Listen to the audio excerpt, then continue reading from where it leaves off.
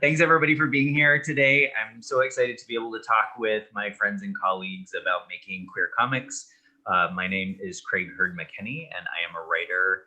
I publish under the Headless Shakespeare Press banner. You can find me at hspcomicswithanx.com.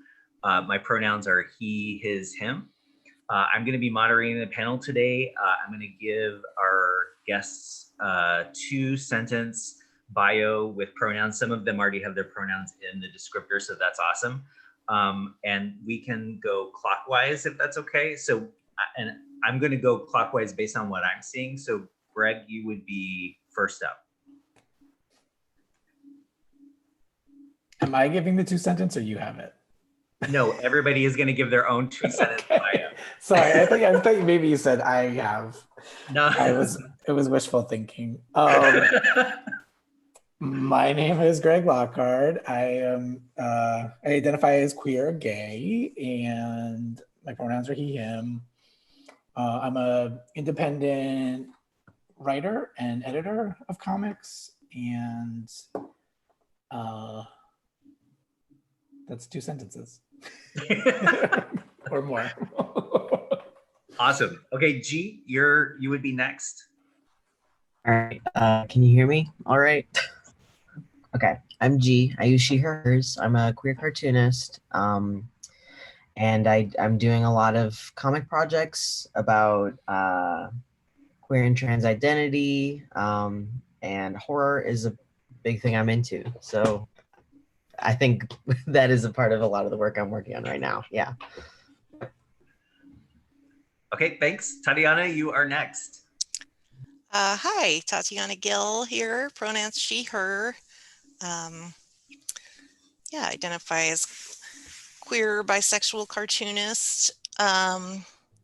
Website tatianagill.com, and I do a lot of autobio and mental health kind of stuff.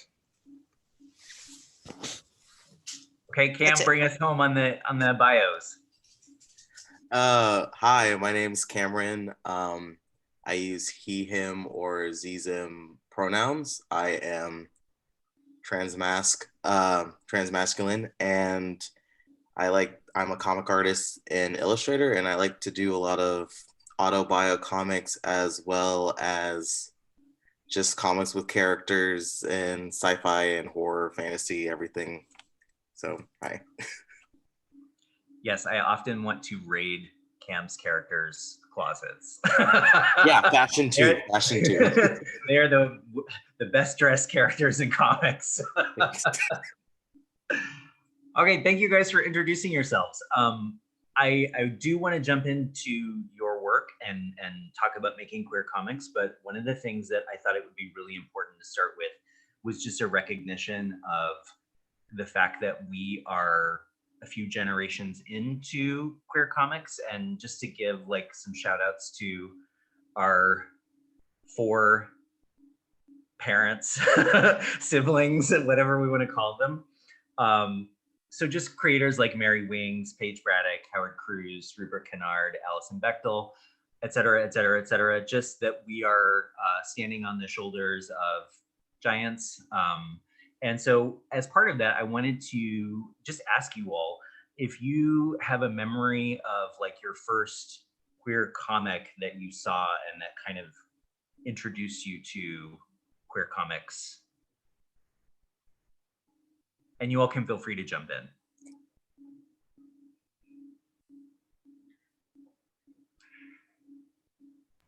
I'll go first. Yay! So I was just looking at my bookshelf and I was like, I do have Dykes to watch out for right on my shelf. And I was like, I remember finding this at a library when I was maybe like 12 and being like, wow, this is crazy. And now it's kind of a building block for a lot of stuff I do and think about, I guess, within my own work even. Yeah, Alison Bechtel for sure is a big part of the conversation always. Yeah, I that's what I've got.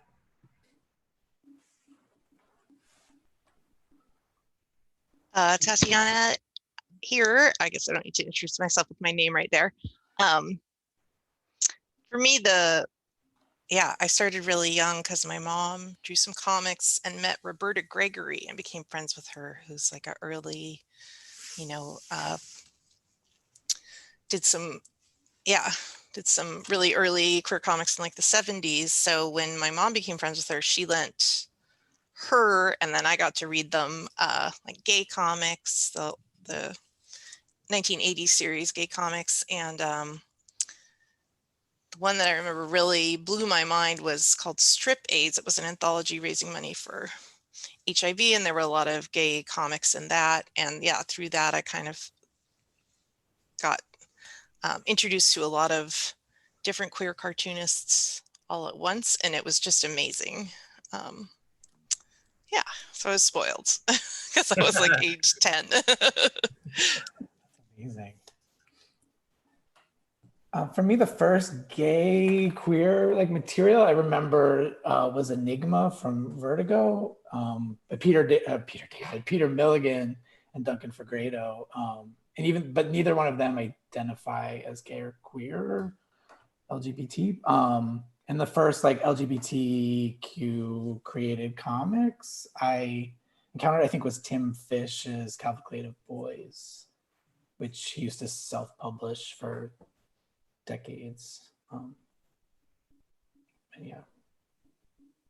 Yeah, same on Enigma, and also I found Enigma and Howard Cruz's Stuck Rubber Baby at the same time, and that, and we'll get into this, but I think Stuck Rubber Baby was maybe more important to me because Howard did identify very openly and clearly, and so in some way, you could argue that it's a more legitimate queer comic. But yeah, so for me, Enigma for sure, which is a wonderful book, and Howard's Stuck Rubber Baby for sure.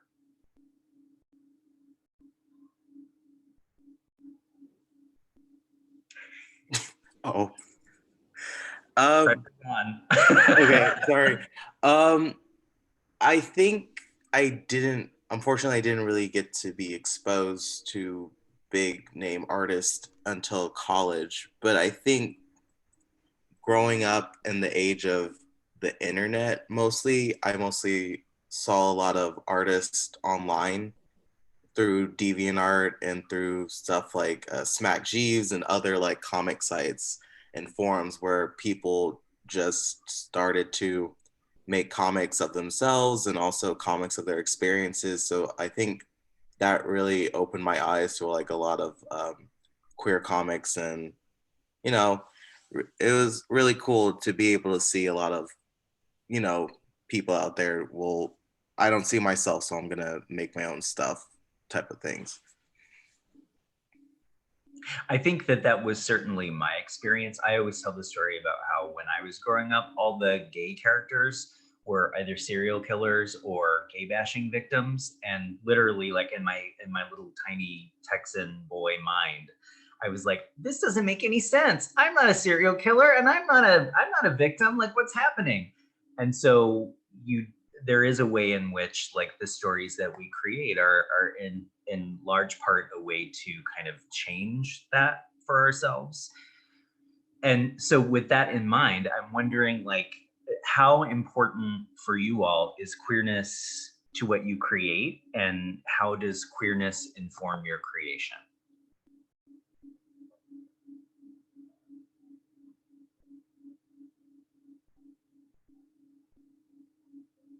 I'll speak again. I think it's immensely important because growing up, unfortunately, I did not see a lot of transmasculine people in media and whatnot. And I did not know, especially that like Black or, other trans men existed till I was like in college. So I think it's very important so people can see themselves and also figure out themselves and have like a tool or a guide to be like, hey, maybe this is what I'm feeling, or this is who I am. Because I know a lot of autobio writings and comics and work, you know, helped me in some way through my own journey. So I think it's very important.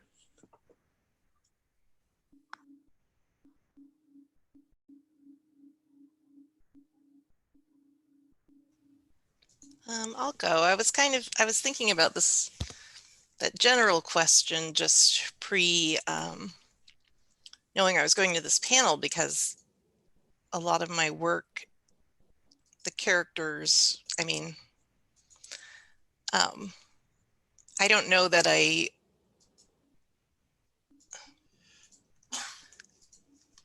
anyway, I don't have a ton of, my comics are usually like what's going on in my head or something. There's not a lot of interaction with the outside world. But as far as how I do a lot of like fat positive art. It's just drawing women as fat, but I think that's, well, drawing fat women and, or characters that I like, making them fatter, characters in mainstream media that I like, drawing them how I like to see them. But a part of that, I think, is that I think that these women are, that I'm attracted to these women. So that is sort of why I'm inspired to draw them in the, the pervy tradition of many cartoonists before me. But so that's how my queerness can affect my work too, is that I think I wouldn't find them as sexy if I wasn't queer. All right. I think too, though, and I want to get G and Greg in here too, but Tots, I think one of the things that is also striking to me is your work deals with mental health as well. And I think sometimes we don't pay enough attention to queer mental health. And so I think your work is informed in that way too.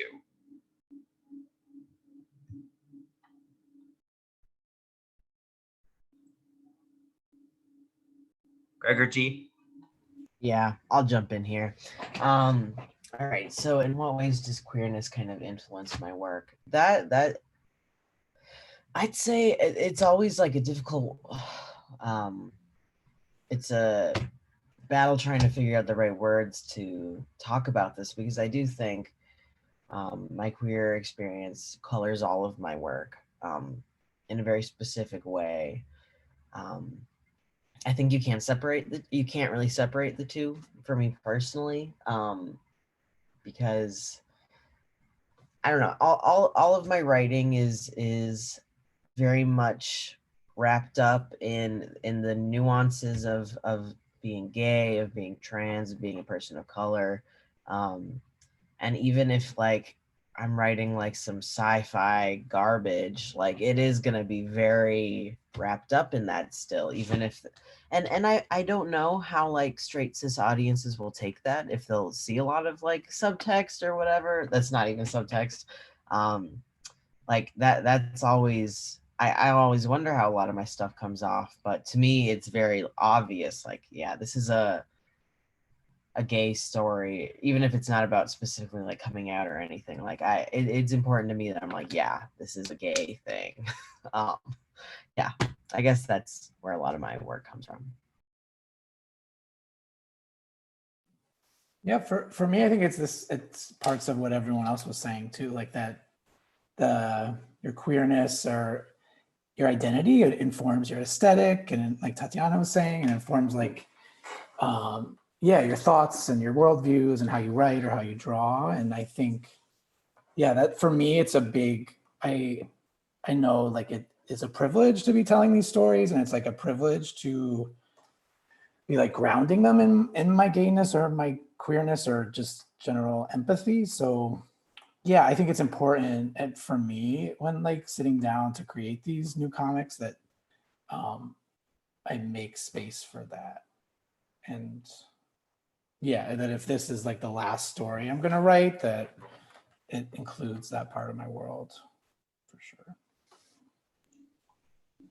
Yeah, we had talked about, or I had brought up the idea of what counts, what's authentic, and with that in mind, like, I'm wondering if you all could talk about, like, do you ever find yourself in a situation where you're editing in your mind? And G, you talked about this maybe a little bit, like, will cis audiences pick the subtext up?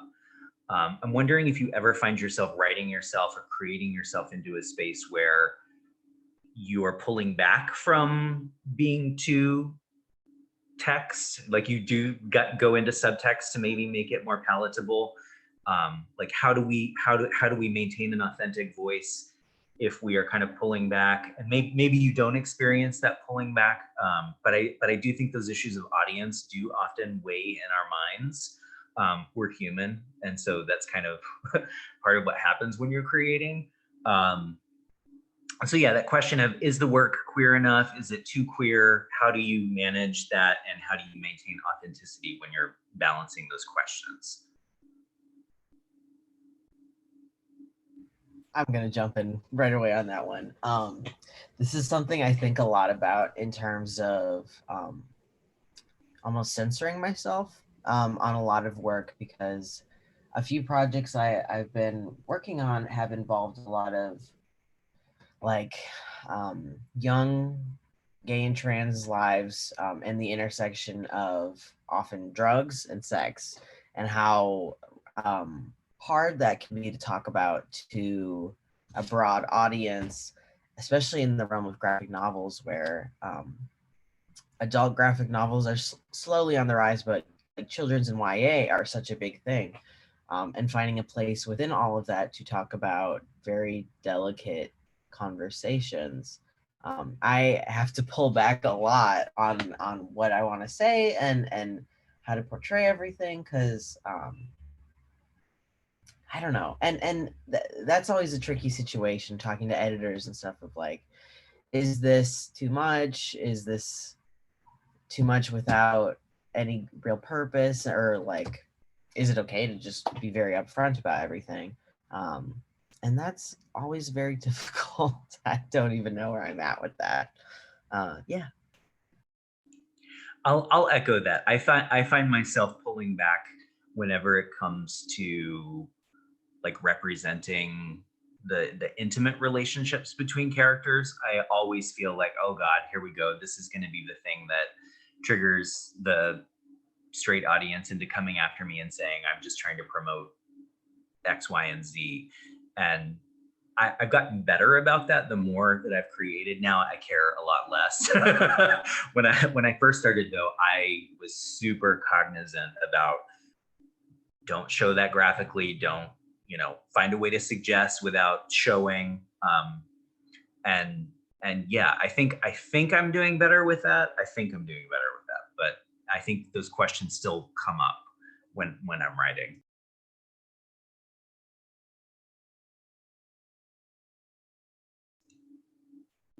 Anybody else want to jump in on that one? I was thinking as a, as a less marginalized creator making queer comics for the queer community, I, and maybe this isn't answering the nature of your question, but I was just thinking how I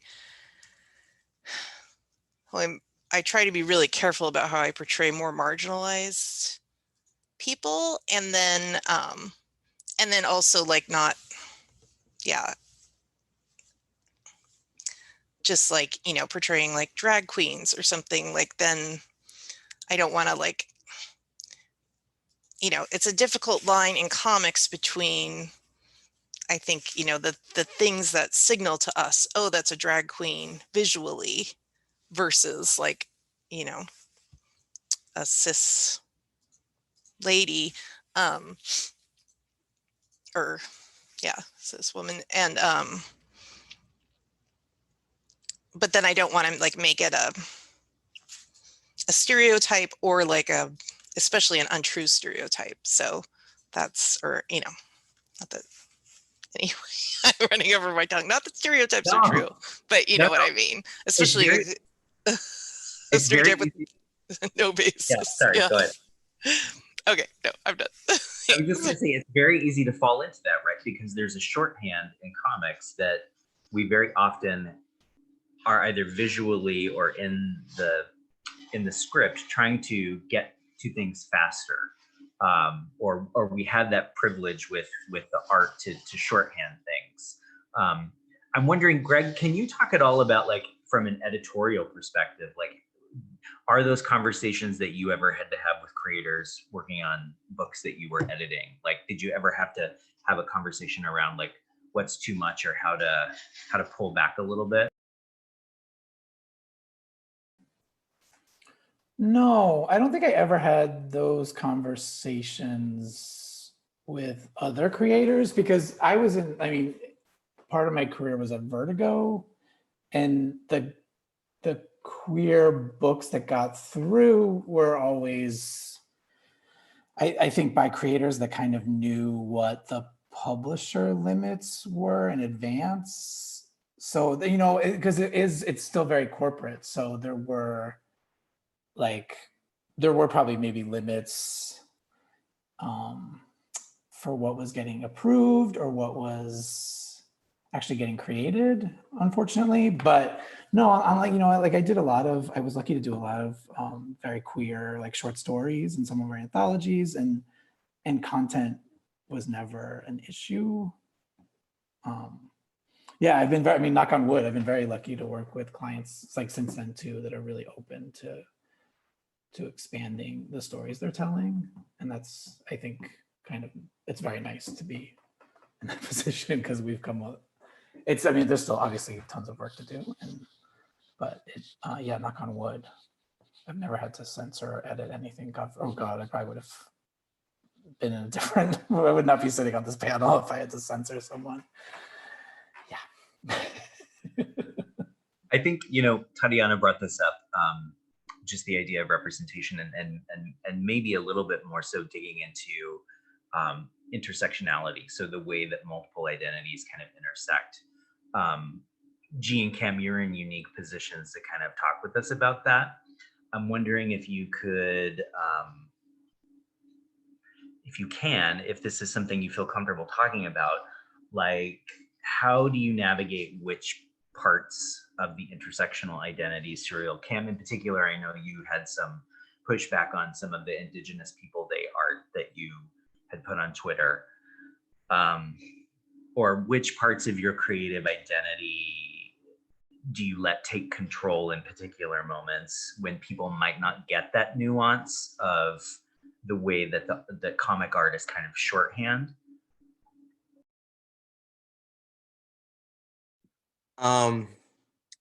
Yeah, Indigenous Peoples Day was a ride with my artwork and stuff. Background drawing my Indigenous characters, because I'm Indigenous myself, and the backlash, of course, of people thinking that, like, oh, they're not Indigenous enough, or, oh, like, why are you doing this, and stuff like that. And I think with the last question in this one mix, I literally asked my partner yesterday, I was like, am I not doing enough? Or am I, like, not loud enough? Because my whole statement and what I like to do is just, like, I just like making different characters and such.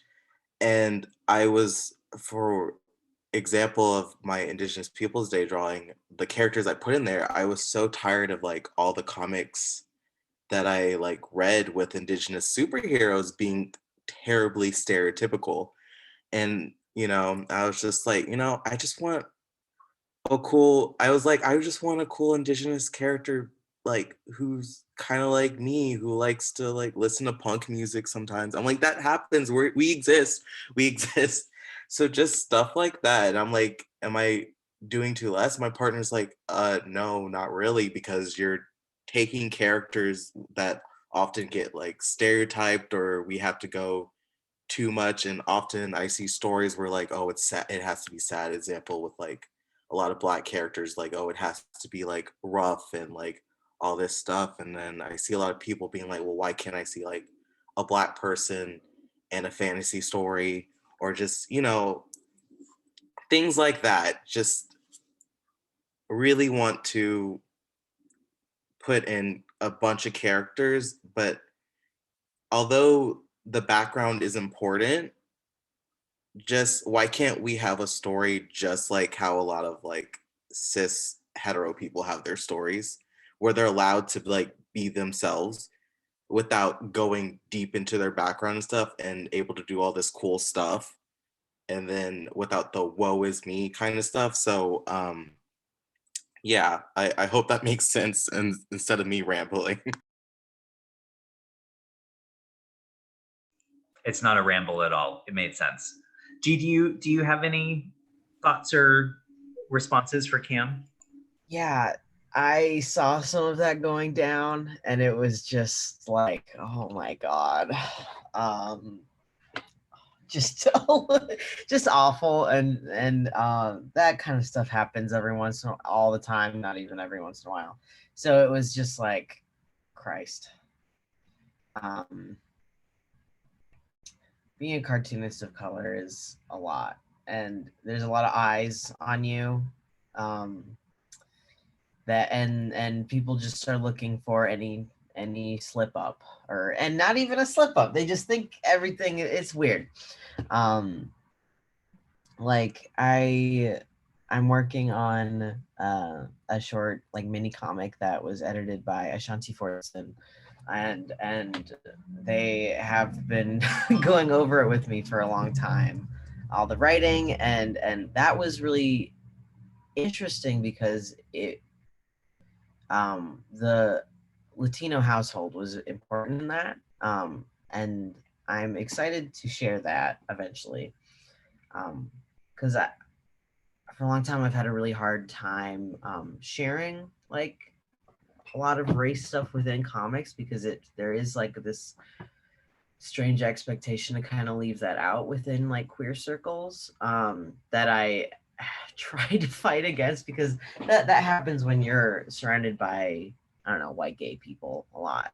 You're kind of pushed to not acknowledge a lot of like intersectional identities of race, and language and culture. And that's definitely a big thing that I've wanted to include and in my writing and work, that is a lot more becoming like able, like supported and by like folks I'm working with to talk about that, and so that's really good. That's all. That's my spiel on that.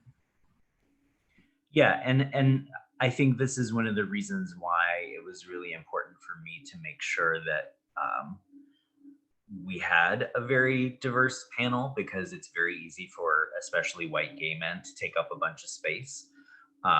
So I'm super appreciative that you all are here. And I want to maybe ask one more question about that. Do you feel like not just that people are looking for cartoonists of color to misstep, but looking for cartoonists of color who are also queer to misstep? I'd say probably. I think there's a lot more. I think this often happens with trans women cartoonists, where people will immediately jump as a community, be like, try to destroy someone. And I think it happens a lot with folks of color, and not here for it. But that's a lot, you know. I don't know. Yeah, I don't know what my statement here is, other than we just got to support a lot of cartoonists and prioritize new stories, you know. Yeah, I think that's a good maybe transition into the next line of questioning, and I'm going to use GU as an example, because during our Instagram live chat for the short story that you're going to be doing for the book that we just kickstarted, Some Strange Disturbances, A Cold Winter's Eve, you got to talk and kind of preview your short story for that, and a lot of it does stem in your particular case from your identity and your interests that generate from that. And I think one question that always comes up in these conversations around how do we make comics, how do we create comics, is where do your ideas come from? This is a question for everybody. So where do your ideas come from? Or maybe to think about it another way, how do you know when and where to start a project?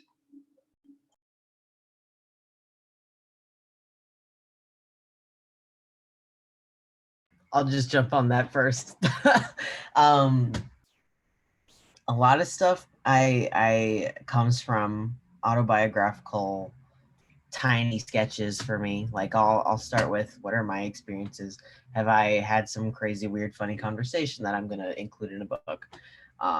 Or it goes to, I just watched this great crazy horror movie. How could I try and do this better, or focus on what I really liked? And like that, a lot of my fantasy ideas are like, well, I really like Lord of the Rings, but I really like it if Gimli and Legolas had their, romantic spotlight. And that is my career in a nutshell, hopefully. We'll see.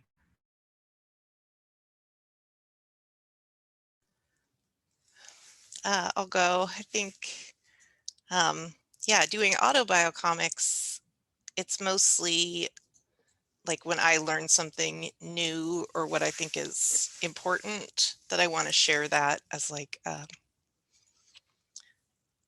my learning moment. I'm like, I could save other people years if I just explain, tell them what I learned about mental health, in therapy today. I think that's usually my inspiration. And then if I have a lot of those points, then I do a longer comic about, my mental health journey or my body positive journey. So, and what I learned along the way. So I think that's my main inspiration for the comics. I do sometimes I illustrate what a writer creates. And with those, it's just liking what the writer is saying. And yeah, all done.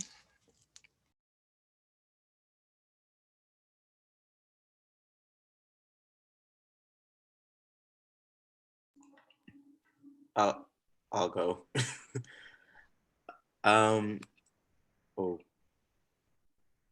I think for me, it's just kind of a two-line spectrum for me, I guess, because it goes from me, either I'm really stressed about a personal experience.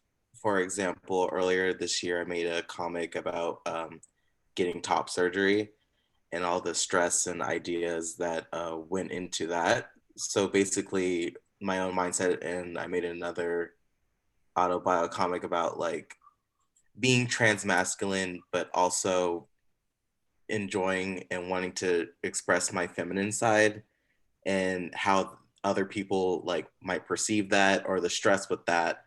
And on the other side, I think the from stress to just wanting to show happiness and enjoyment and making some fun characters and some fun stories, and just getting inspired by people all around and different personalities. So I think that inspires a lot of it.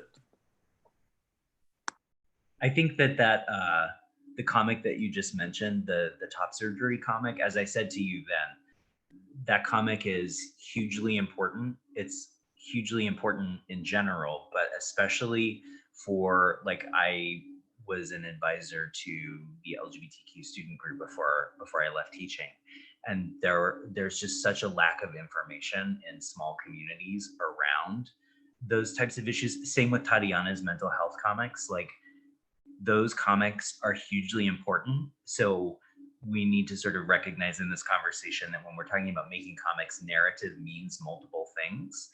And just thanks to both of you for continuing to do that work, because I know there's a cost to it, a personal cost to make yourself that vulnerable, but also just know that the benefit to the reader is huge. You will never know, I think, the impact that it's having, but those comics are really, really important.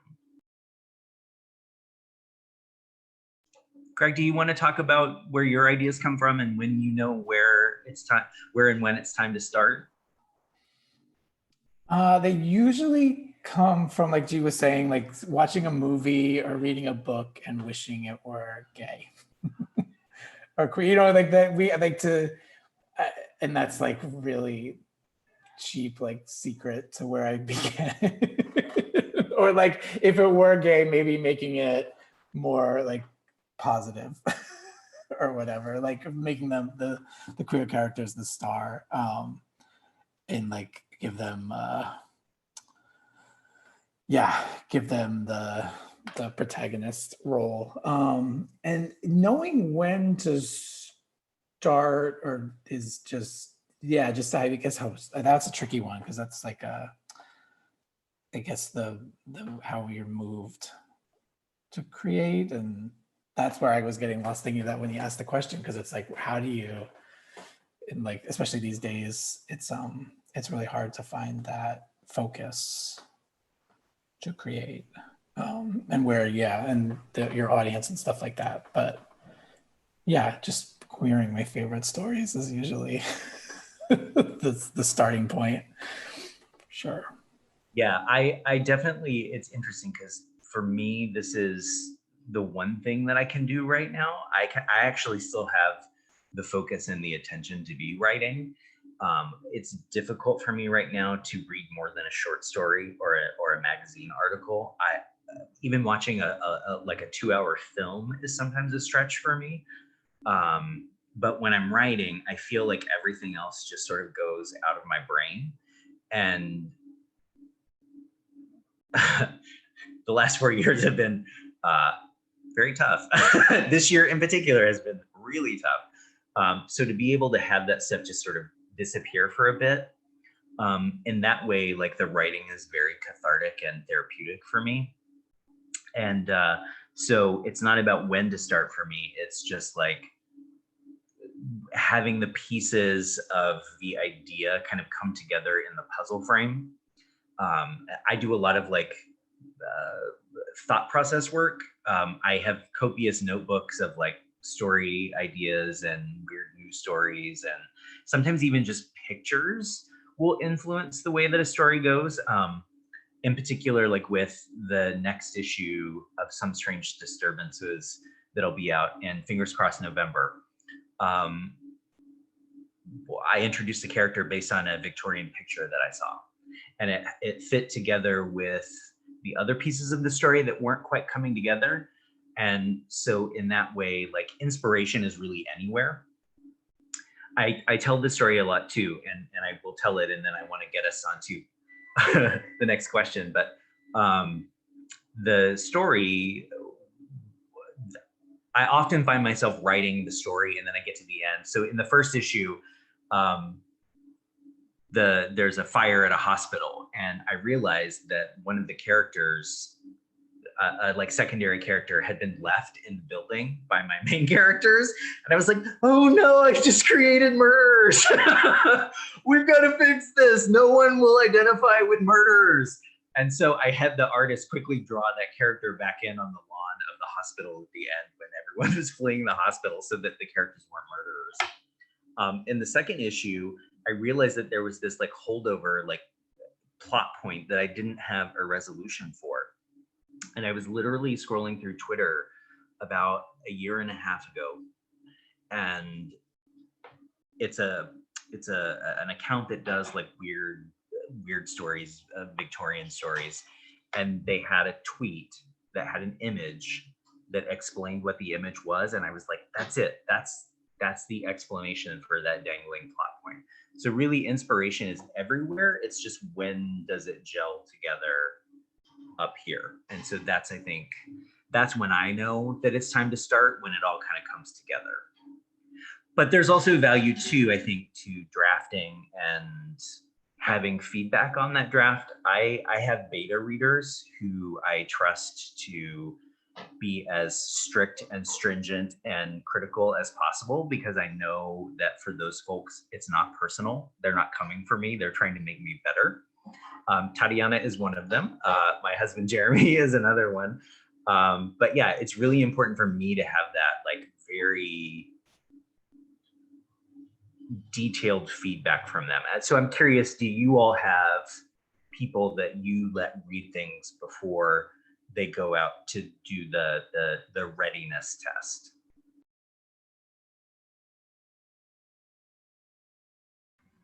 Absolutely.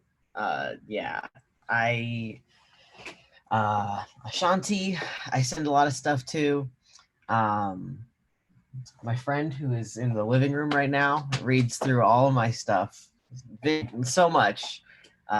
There is so many just hours and hours of conversations about like, does this make sense? Is this bad? And it's hard to talk about. I don't want to undervalue how important that is because like it writing and comics, you can do them completely alone, whatever, but I think it's so much better when it takes a village to make everything gel, and it's always going to be better if you ask for some opinions, I think. Yeah.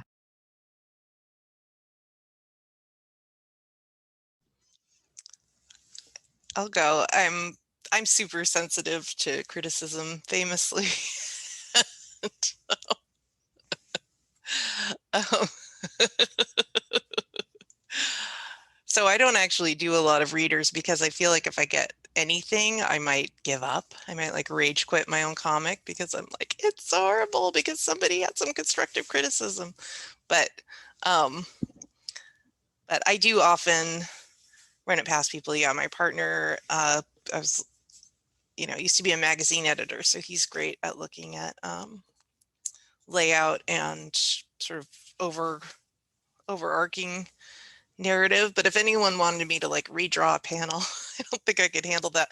But but that also comes with consequences of that probably affects my sales and readership. But I sort of feel like it's better to get it done than get it done well. So and I know that I recognize that that's a limitation of mine, but it's one that I I'm in therapy. There's only so much I can do. So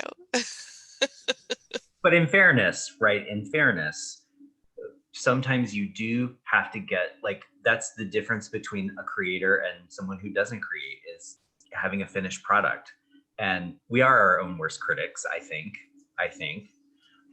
The I try to associate myself with people that have a really a really good sense of their own identities and like self-doubt, because I think that the sort of idea that everything we create is perfect is a fantasy in and of itself. So really, to your point, at the end of the day, a good comic is a finished comic.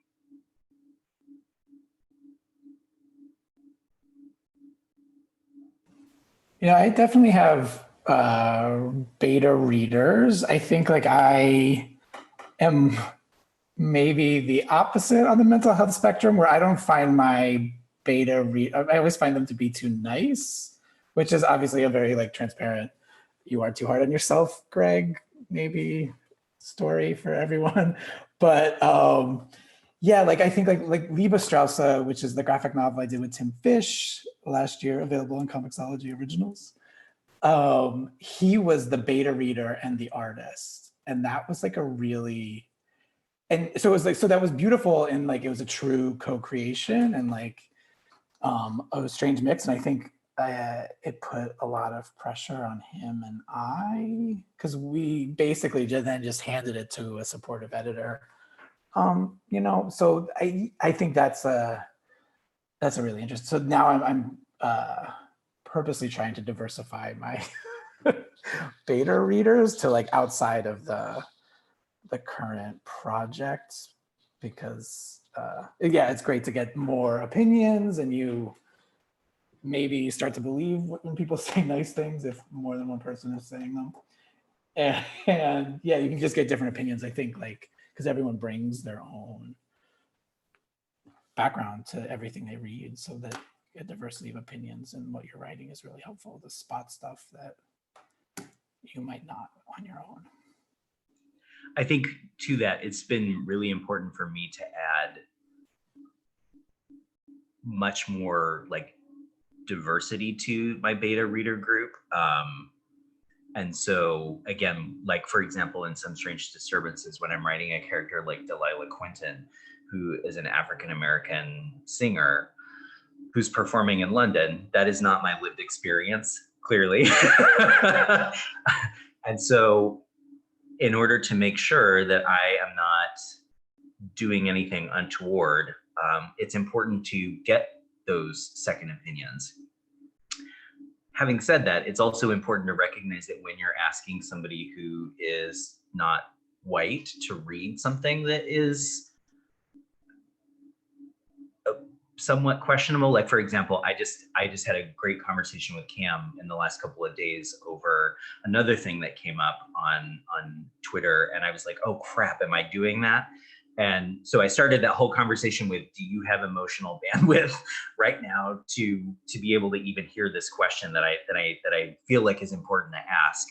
And fortunately, I was not in the territory where that conversation was coming from, but it was really important for me to just tell Cam, like, you don't have to answer this question right now, because I realize that this is part of my own stuff that I've got to work out on my own. I don't want to put this on you, but also like there is an important part for me that I make sure, as somebody who is just my own person, like I am one person, one lived experience, that you do have to get, I think, a more diverse intro read of something in order to make sure, like you said, Greg, that you're doing due diligence to try to tell a universal story in a way that's not going to leave people out of the conversation.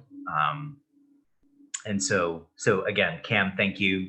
My former colleague Natalie, she also will step in and do that stuff for me too. Thanks to her, and also like my friends who I went to grad school with, Yokima and Chanel. They are amazing beta readers too. In fact, Chanel is going to get credit as a co-editor on the upcoming issues of Some Strange Disturbances, because she's been hugely important in that process. So I'm grateful to all of the beta readers. I do want to shift over because it looks like we have about maybe 15 minutes left, and we do have some questions over in our chat. You can see the chat reflecting on my glasses. Here is a first question. How do you handle representing identities in fantasy or sci-fi settings where words might be different, or when the characters themselves might not have the same words that we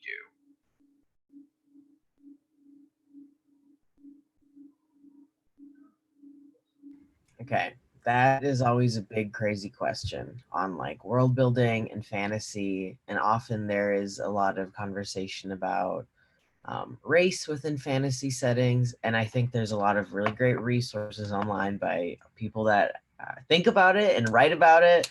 Like, what is it? Writing Color is like some really good, I don't know what it is, a blog or something that has a lot of questions specifically about that. And I have thought a lot about that. And honestly, sometimes you just got to do a lot of research. Comics sometimes means that you got to just learn stuff. And God, that's such a big thing, because then it gets into languages and it's like, it's just nuts. Go read books about it. That's what I'll say. And especially like, in what way does colonized language figure into an alternate sci-fi fantasy world as well? Like, how do you manage that piece too?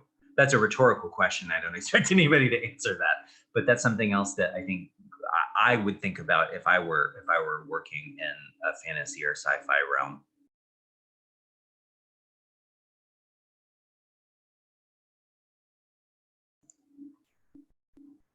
Okay. How do you stay motivated to create?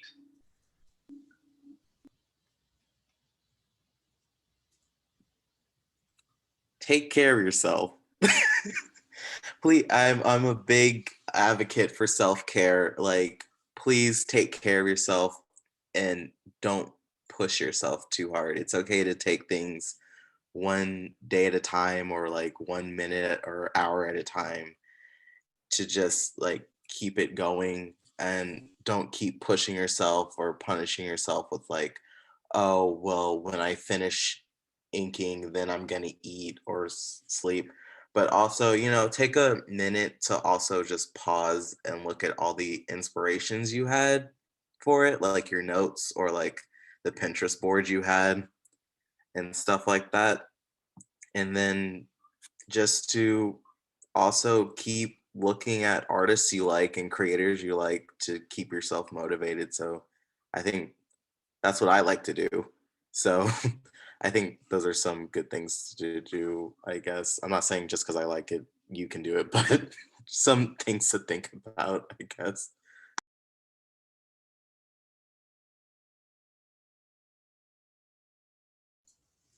Yeah, I think, yeah, just echoing what Cameron said there of taking care of yourself. And yeah, sometimes what I need to stay motivated to create is several days off or a long walk. I think a lot of inspiration comes to me when I'm on a walk, just because, yeah, moving, so, I struggle with anxiety and depression, and that can really affect your ability to create. But so usually when I'm walking, I'll get at least a few of those good brain chemicals or creative brain chemicals that help me, yeah, stay motivated. And I think also, as far as the comics industry is not, and I think this would be different for more, or this could be a different answer. It depends, because I guess, yeah, suddenly I'm like, okay, you don't want to sell yourself too low, but having no expectations really of, I let it really get to me that I wasn't as famous as I felt I deserved when I was younger, and kind of that really demotivated me. And now I'm just like, even if no one else looks, I'm still going to do it for me.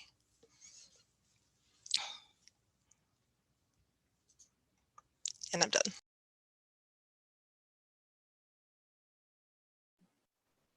I think, yeah, for me, the motivation is, yeah, the finding, as a writer, finding the inspiration in the artist and wanting to write something that makes them excited too, and as excited as I am to write it. And I think like that part of the collaboration is really wonderful. Because yeah, whether it's for yourself and self-published or for a publisher, like Tatiana was saying, like it's the love, you have to see like the show the love of the creation in the book, or else readers won't be able to connect with it. So that, yeah, if you're stressed out or you're not taking care of yourself or putting too much pressure on yourself, like Cameron was saying, like that'll show in the work, and it just won't be enjoyable for you to create or for anyone to read. So yeah, I take a lot of walks too. I think that's like the best mental health exercise, and really does for me too. It unlocks lots of ideas when you step away from the computer or the desk. That's a really good tip for me, at least too.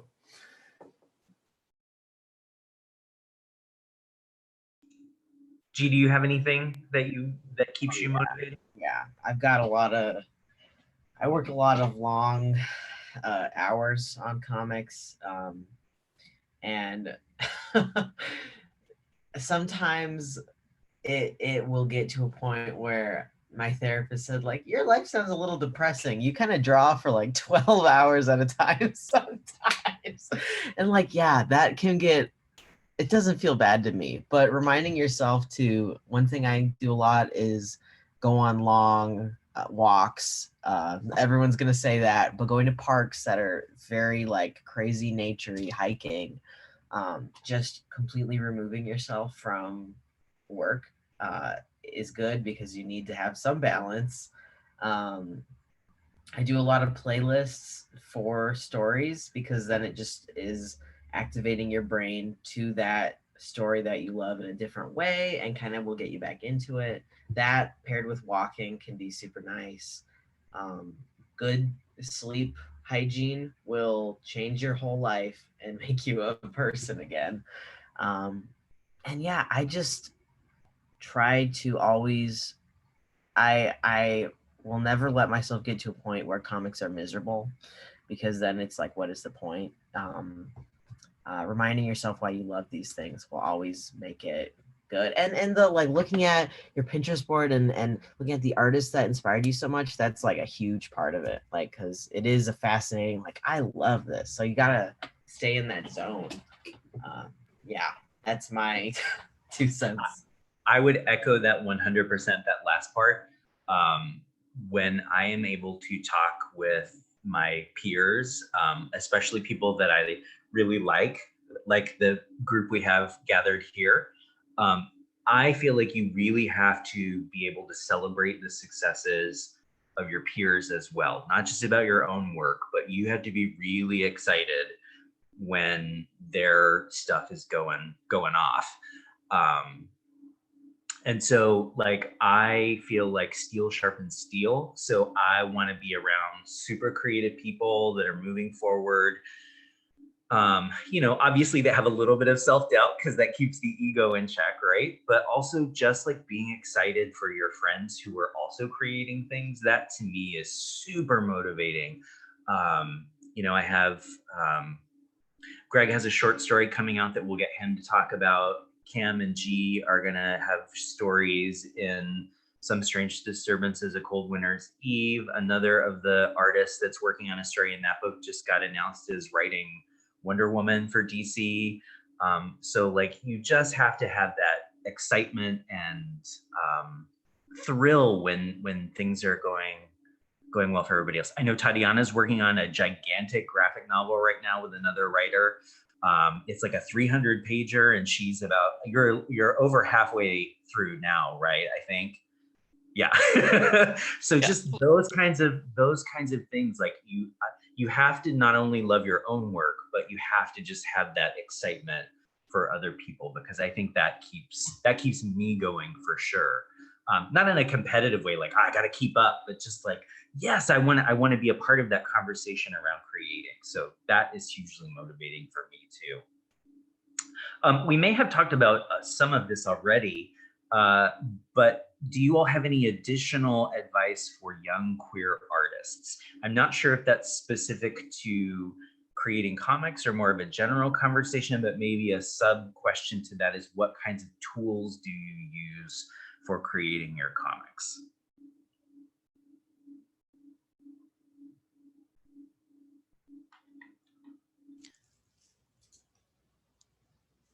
I'll go for connecting. Wait, what was the original? Connecting with young queer artists? Oh, you're on mute, Craig. Sorry, what advice do you have for young queer artists? Oh, okay.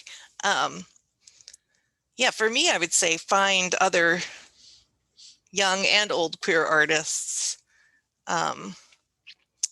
Is I think kind of everything, because there you get your inspiration and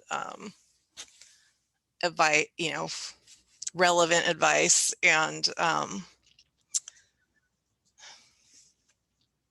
yeah, I think I find a lot of people online through following hashtags. Usually, I guess is how I discover new people.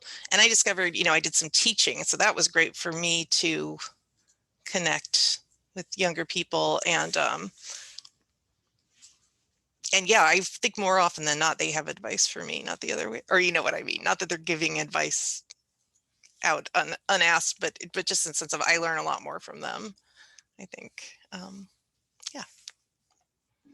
Yeah, it's a huge reason why I'm super excited that Cam and G are going to be working on Some Strange Disturbances with us, because it's just there's an excitement and a not jadedness. And so even again, it's challenging. I think when we think intergenerationally too, not just young, but again, as Tatiana said, looking to older people, one of the best signings conversations I've ever had at a convention. I was at QueerCon last year, or Queers and Comics, sorry, in New York City. And that's where I met Greg. And I was doing a signing next to Lee Mars. And let me tell you, she could tell you stories for years. Stories of like being a woman in the early comics industry. And like, I was captivated. Like, I was like, can I please, like, can I be your friend? Cause I think you're awesome. And so again, like too, when I'm trying to find people with whom I can work, like it's also like wanting to have like an intergenerational conversation too, because I think we often look to the next hot thing and we forget that there are also really good, talented journeyman artists who have been in it for the long haul, who we don't look to or think about or don't acknowledge. And so, yeah, I definitely agree that finding that connection with younger people, but also finding that connection with older people really like is a good way to develop your craft. Does anybody want to talk about tools? Like what kind of tools you use for creating? Yeah, I can say something on that. I started as a completely traditional artist until like I don't know, a year ago probably. I went fully digital, and that was purely just I feel like it, and it'll be fine because you can do incredible things with the worst tools, and so in my mind, like you, if you want to, if you need to start with just ballpoint pen and printer paper, you will do incredible things with that, and money should be no object. Like obviously you can do a lot of cool stuff with, I don't know, ink and a brush, but then you could just get a cheap brush and cheap ink, um, and go to a library and scan stuff. And then of course, like I work on like an iPad now and it's fancy or whatever, and it feels awesome. Um, but also like Tilly Walden is fully just was doing just complete just pen and ink for most of her first few books, and you can get that done now. Like digital versus traditional is not as big a thing, I think, as a lot of people make it out to be, and you can do a lot with very little. I'll say that.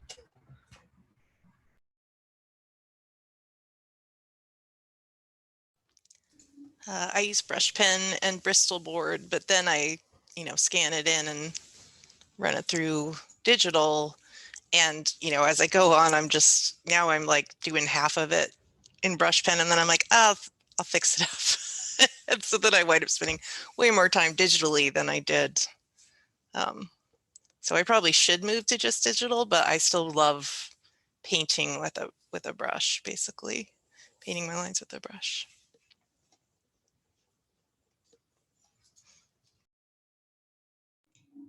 Cam, do you have any tools that you want to shout out? Yeah, I'm a mess. So yeah. So what I do is I actually have an example. I just I guess scribble nonsense into a small book with thumbnails and then use printer paper to just pencil it and stuff, and then scan it into my computer and then redo everything and then try to get a sense of like how it would look in a more cleaner way. And then yeah, I mostly just use that along with trusty old tablet and laptop that I've been having. Yeah, and I know it gets kind of confusing because you're like, well, I want to do traditional completely, but then you don't have the Control Z. But but they're both fun. You both have to just it can't just come naturally. You both have to practice at it and keep working at it. Because I know I want to get back into inking traditionally again. So just practicing and going back at it. So yeah.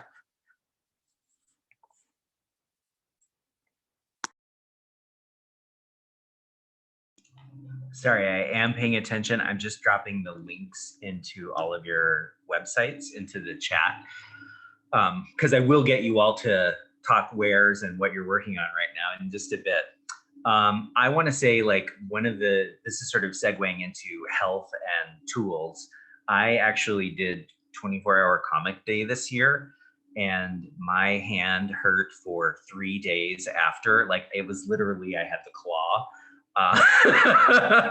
And I had 2 Sharpies. I thought I had more pens than that, but apparently all of the Sharpies were either thick or thin. And so I had a thick Sharpie, a thin Sharpie, Bristol board, and a blue line pencil. And that's how I created it. And so, G, you're right on. Like, it does not take high dollar technology to be able to create something. I think, you know, Tots and I very scrappily did zines and whatnot back in the day with very little cash, spending long nights at Kinko's, FedEx, and Queen Anne.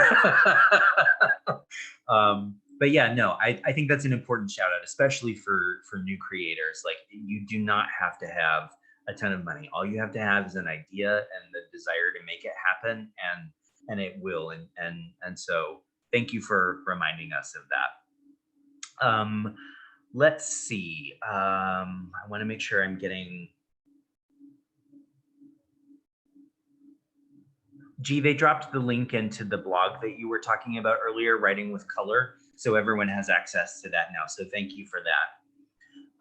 Well, maybe I'll get a last question and then we'll shift into like, where can we find you and what are you working on? And we've kind of talked about this a little bit. How do you all determine your own value, i.e. the cost of your books or the cost of your prints, fees that you charge for things, when the larger culture tends to devalue our stories, work, etc.?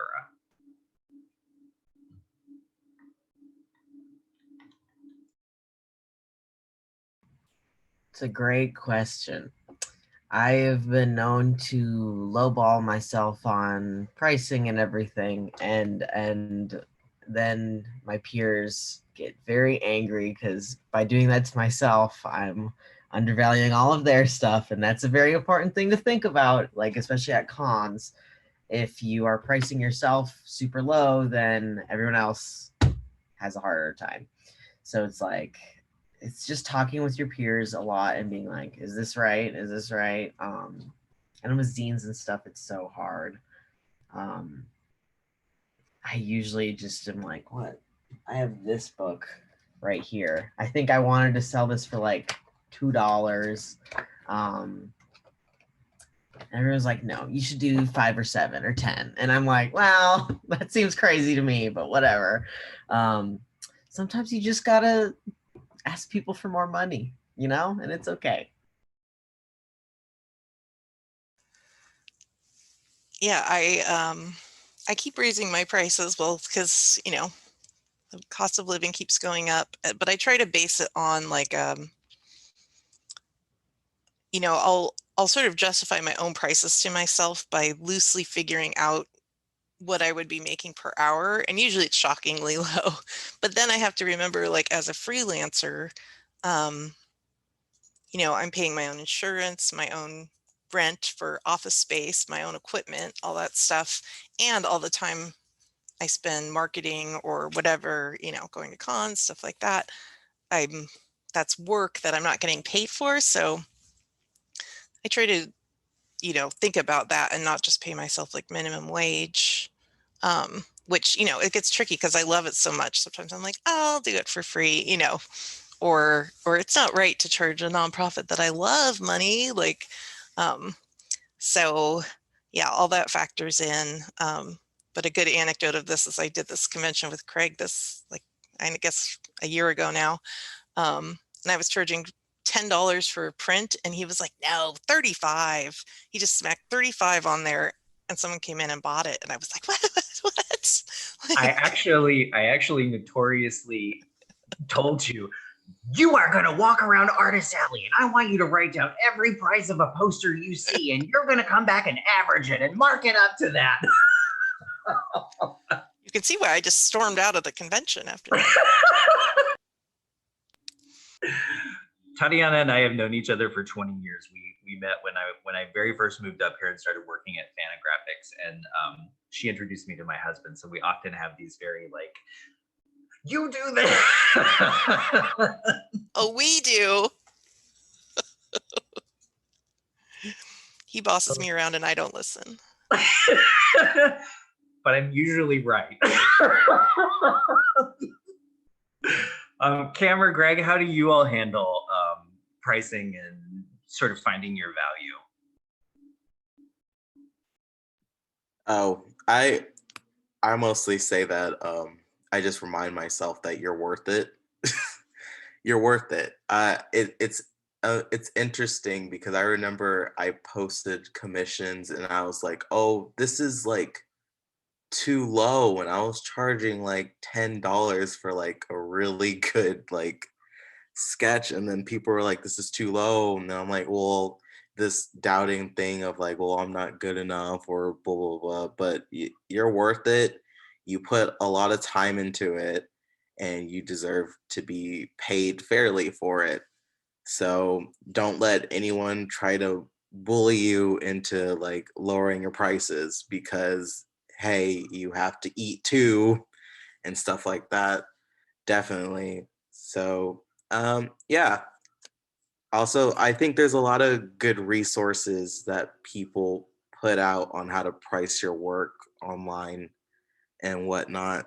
And I know there's a book, I forgot what it's called, but there's that, I know it's that like Bible that it was tossed around that was like how to price your work and stuff. So there's a lot of good resources to look at online and whatnot. Yeah, as an editor, it's usually pretty clear cut. Like I definitely had a client this summer where I priced it completely based on a Google search of like what my time, because I thought the price was high too. And that's the problem as a freelancer, that you always are worried of losing the job by pricing yourself out of it. And luckily the internet did not lead me astray on that one.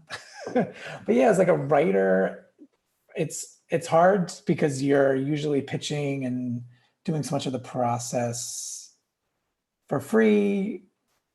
And then if you're lucky enough to get a publisher to accept it, you kind of get to that point and you think, oh, like, oh, I would do it for free or whatever. So the pricing is really difficult. So trying to find a value for your time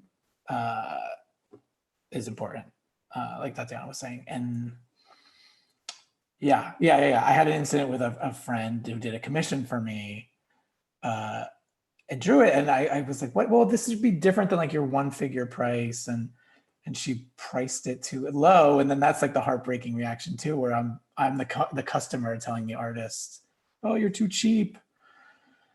And but you do hope to like be a peer that's like motivating them, like you were saying, to know their value, or in this case, like adding the value for them when you pay them so that they're raising their prices. Because it's so hard to do that, and we're worried about losing the work. Okay, so in our last 15 minutes, we're going to do the round robin of you all telling us where we can find you, what works you have in progress, any teases for things coming up. I sent your website links to Alexis, who has graciously dropped them into the chat, so everybody has direct access to the links. This time we're going to go counterclockwise, and I'm going to do it based on what I'm looking at. And I don't know if you all are seeing the same thing, but Cam will get you to start us off, and then I'll let you know when your turn is up. Okay, you can find me on Twitter at spacejam_cam. I'm sorry, but my Instagram's different and it's Space Jam Cam Art altogether. And I'm trying to work on a fun thing about cool magic using kids, magic user kids and whatnot. So that's a fun thing I'm trying to work on. And yeah, thanks.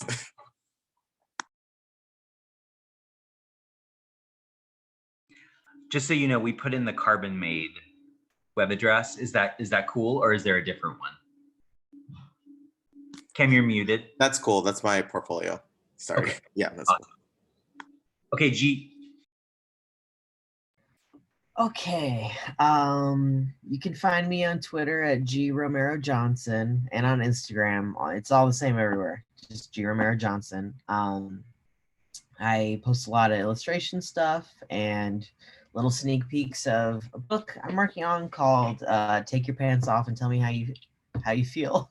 That's such a long title. I don't know why I did it, but I love it and I'm not changing it ever.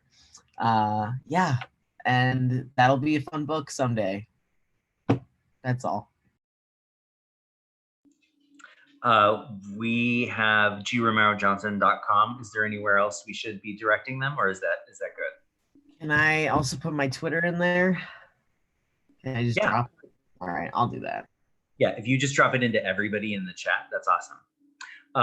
I also want to do a quick shout out because Cam and G, like I said earlier, have short Victorian ghost stories coming up in Some Strange Disturbances, A Cold Winter's Eve, which we just successfully kickstarted. It's got a frame story by Peter Gross and Vince Locke of The Unwritten and the Dollhouse family. Other contributors include Michael W. Conrad, who is writing Wonder Woman upcoming in January with Becky Cloonan. We've also got, oh crap, who am I forgetting? We've got Melissa Jones, who's awesome. She did a short piece in The Magic If, and Lauren is also doing a story for the book. So 6 short stories with the characters of Some Strange Disturbances telling them, but I'm super stoked to be working with Cam and G. I've wanted to work with them for a long time, and yay, we finally found a way to do it. Okay, Tots, you're up. Yeah, TatianaGill.com is my website. TotsGill is my Instagram and Twitter. So TATS Gill. That's so people that can't pronounce my name call me. And or got tired of saying the whole thing all the time. Let's see. And what am I working on? There's nothing coming up too quick to buy. I've got a mental health comic, autobio comic in the works that I'm just, taking those breaks between inspiration. There's been a lot of self-care these past 6 months. So yeah, it'll come out as soon as I get it out. I'm working on a comic with Shout Your Abortion. This hashtag Shout Your Abortion. It's a political movement. Anyway, I'm writing a comic with a teen writing about an abortion their family member had. So that'll be out. I'm not sure when that'll be out, but we're working on it. It should be out probably in the next year, I would guess. So keep an eye out for that. And of course, I'll be announcing all that as they come. The big graphic novel, it's a dystopian science fiction sort of thing. And by the time it comes out in a few years, I'm worried that it will be a utopian. Like that the reality will become worse than this thing that 3 years ago we thought would be bad. Anyway, yeah, and I'm always just putting up my latest thing on Twitter and Instagram that isn't those 3 things. Okay, Greg, you're up. Hi, sorry, the sun is setting here on the East Coast and I'm pretty far from the light switch, so it's extra spooky grand finale. I am working on a graphic novel that is unfortunately too soon to talk about, but it's really queer and it's been my saving grace these past 6 months too. So hopefully that will come out and be wonderful. Hopefully next week, Tim Fish and Monica Gallagher and Chris Beckett and I did an 8-page short story that we're putting up on Tim's Poison Press Comicsology shop. So it'll be digital until we can print it for conventions again, optimistically, hopefully soon. Yeah, that's like a short YA story inspired by some sports manga I've been reading, and also gay. And that's it. Yeah, everything else is kind of is too far away. But I'm greglockhart.com, in the chat.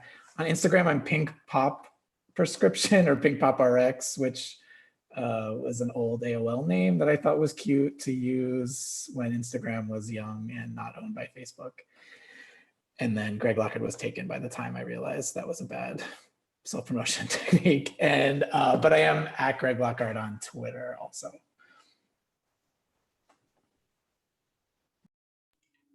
I have seen the short story and it is wonderful. It is a lot of like complex layers that we don't often see in gay stories. My only critique is that the shorts were not short enough. I wanted like 80s level nylon shorts.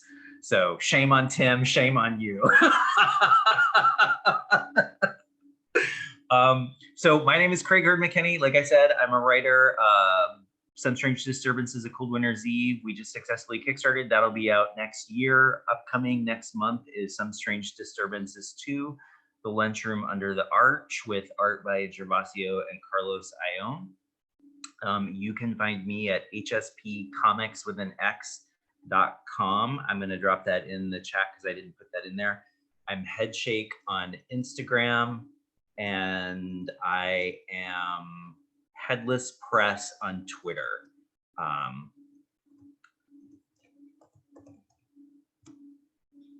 Okay, there we go. So I just really quickly, in the last few minutes, I want to thank all of the panelists for coming. Like I said, it's always fun to do these talks, but it's really great to be able to be with you guys and talk shop when we don't necessarily have that option to be like in the same room together. So I really appreciate you making time. I want to give a huge thank you to the organizers for WWU's Queercon. It's all student-led. They've done an amazing job, and I think these opportunities are opportunities that maybe some of us who are a little older maybe didn't have when we were coming up. So I think these opportunities are always great, and I just really appreciate the artists taking time to share your stories and your creative process with people who need to hear that stuff. So thanks to you all as well. And thanks for joining us today. And if you guys want, for those that are on the panel, we do have our little table over in the Artist Alley and Gather. If you want to join us over there, you're more than welcome to. I will be at the table for the next hour. So if you have other questions, please come by and visit, and hopefully some of these guys will be able to hang around and join us too. Okay, thank you all.